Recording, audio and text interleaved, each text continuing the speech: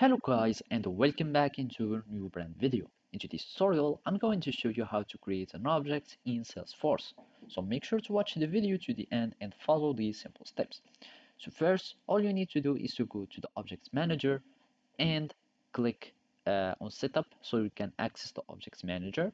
And then we go here, and from there you will need just to click on Create.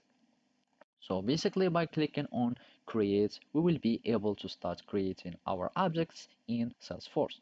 So the first thing to do is to add the basic information, which are the label, which is the name of your object. For example, profiles or anything. So a profile, then you give it a plural label, so which in our case would be profiles.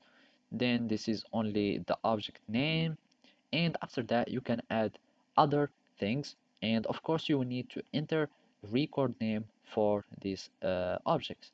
It can be an ID or a number or anything, so basically it can be a text or an auto number, anything that you want.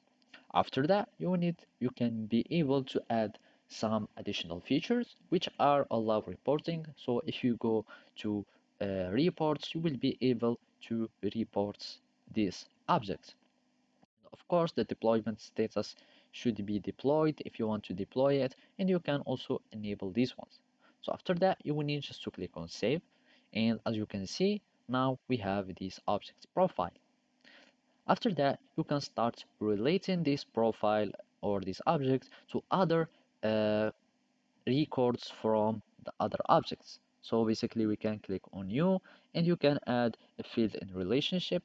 So you can add an external lookup relationship or a lookup. For example, you can start looking up other accounts or other records in other objects. And after that, you can also add many other modification on your object, and that's it. So basically, this is how you can do it. Thank you for watching and see you next time.